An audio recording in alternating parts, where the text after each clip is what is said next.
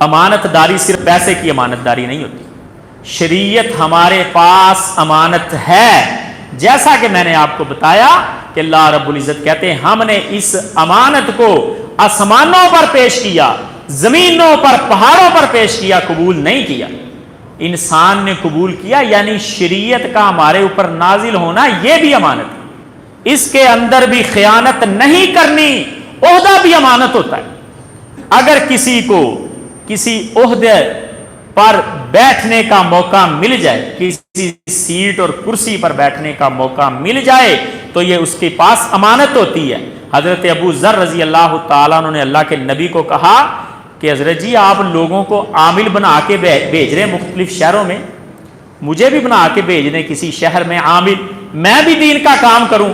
نبی علیہ الصلوۃ والسلام نے فرمایا یا ابا ذر انک ضعیف وانھا امانہ، اے ابو ذر تو کمزور بندہ ہے، یہ بہت بڑی امانت ہے، کہیں قیامت والے دن تیرے لیے ندامت کا سبب نہ ہو جائے۔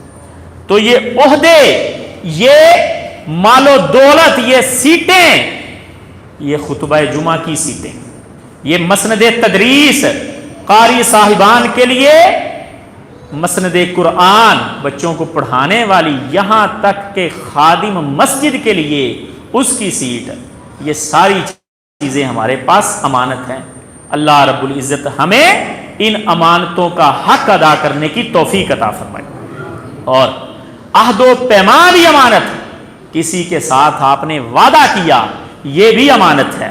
اور اللہ رب العزت نے قرآن مجید میں فرمایا یا ایھا الذین آمنوا اوفوا بالعقود، اے ایمان والو وعدوں کو پورا کرو، یہ بھی امانت کی قسم ہے۔ اور نبی علیہ الصلوۃ والسلام کی ایک روایت سیدنا ابو ہریرہ رضی اللہ تعالیٰ عنہ بیان فرماتے ہیں، آپ نے کہا آیت المنافق ثلاث، منافق کی 3 علامتیں ہیں، منافق کی 3 علامتیں حضرت رسول اللہ نے بتائیں۔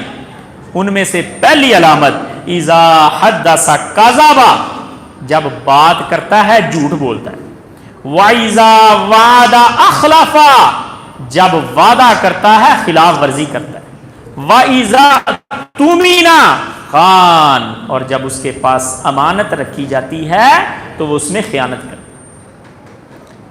بات بھی ہماری امانت ہے اور مجلس بھی امانت ہے۔ نبی علیہ الصلوۃ والسلام نے فرمایا اذا حدث الرجل الحدیث ثم التفت فہی امانہ، جب کوئی بندہ بات کرتا ہے اور پھر دائیں بائیں مڑتا ہے تو یہ بات آپ کے پاس امانت ہے۔ مجلس کی امانت کا بھی خیال رکھا کریں۔ اور ایک روایت میں آپ نے فرمایا المستشار مؤتمن، اگر آپ سے کوئی مشورہ لیتا ہے تو اس کا مشورہ بھی آپ کے پاس امانت ہوتا ہے۔ 2 لحاظ سے، نمبر 1 اسے اچھا مشورہ دیں، اگر اچھا مشورہ نہیں دیں گے اس کا چیزہ لیں گے، شغل دیکھتے ہیں، الٹ مشورہ دے کے الٹ راستہ بتا کے چیک کرتے ہیں کیا ہوتا ہے، یہ آپ کی خیانت ہے۔ اور دوسری امانت یہ کہ جس نے آپ سے مشورہ کیا ہے، آپ کو اپنے سیکرٹ بتائے ہیں، اس کی باتوں کی حفاظت کریں، کسی کے ساتھ شیئر نہ کریں۔ اور یہ صحت اور جسم بھی امانت ہے، اس کا بھی خیال رکھیں۔ اللہ رب العزت نے فرمایا وَلَا تُلْقُوا بِأَيْدِيكُمْ إِلَى التَّهْلُكَةِ، اپنے آپ کو ہلاکت پر نہ ڈالیں، یعنی کچھ ایسا کھانا پینا، نشے کی کوئی چیز استعمال کرنا، ون ویلنگ کرنا، گاڑی کو اتنی اوور سپیڈ میں چلانا کہ آپ اپنے آپ کو موت پر خود پیش کر رہے ہیں، اپنی صحت کا خیال نہ رکھنا، انہیلدی چیزیں یوز کرنا، استعمال کرنا، کھانا، یہ بھی امانت میں خیانت ہے۔ یہ جان اللہ رب العزت کی طرف سے امانت ہے۔ اور نظر کی امانت ہے، کان کی امانت ہے، دل کی امانت ہے۔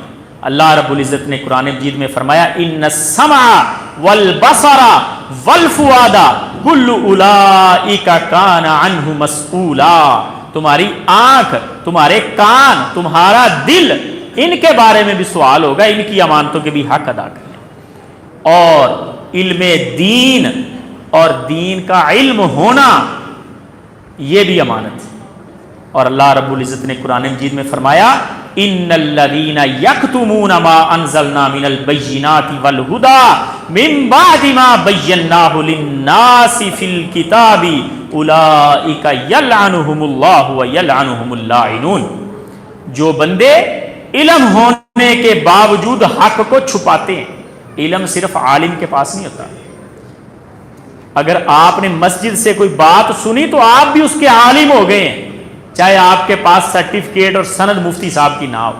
آپ نے کوئی مسئلہ سنا تو آپ اس مسئلے کے عالم بن گئے ہیں.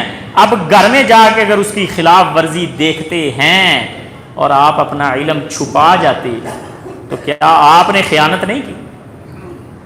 آپ کو پتا چل جاتا ہے کہ فلاں فلاں رسومات ہمارے خاندان میں کنبے قبیلے میں غلط رائج ہیں, لیکن آپ پھر بھی چھپا جاتے ہیں حق کو پتہ ہونے کے باوجود, تو کیا یہ آپ کی خیانت نہیں ہوگی؟ ایسے ہی حکمرانوں کے پاس ان کا عہدہ, گھر کے سربراہ کے پاس اس کی گھر کی سربراہی, دکان کے اونر کے پاس, فیکٹری کے مینیجر کے پاس, ہر کسی کی ڈیوٹی اس کے پاس امانت ہے. اور نبی علیہ الصلوۃ والسلام نے فرمایا کلکم راعن وکلکم مسئول عن رعیتی, تم سارے کے سارے رائے ہو, نگہبان ہو, اور تم سب سے تمہاری نگرانی کے بارے میں پوچھا جائے.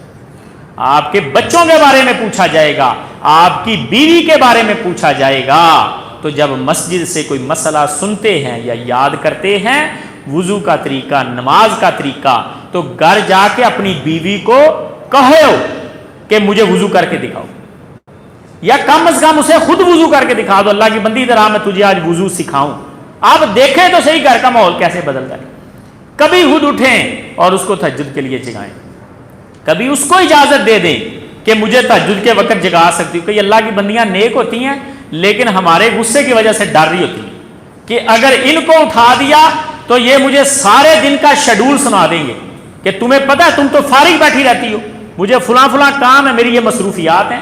ان اللہ کی بندیوں کو اتنا فری ہینڈ دیا کریں کہ کبھی وہ آپ کو نماز کے لیے جگا دیں, کبھی آپ جگا دیں, کبھی موبائل سے نیٹ سے کوئی مسئلہ سنیں, کوئی اچھی بات سنیں تو اللہ کی بندیوں کو سنایا کریں. اپنے بچوں کو, اپنے ملازمین کو, سب کو دین کی طرف کھینچا کریں, کیونکہ کلکم راعٍ وکلکم مسئول عن رعیتہ.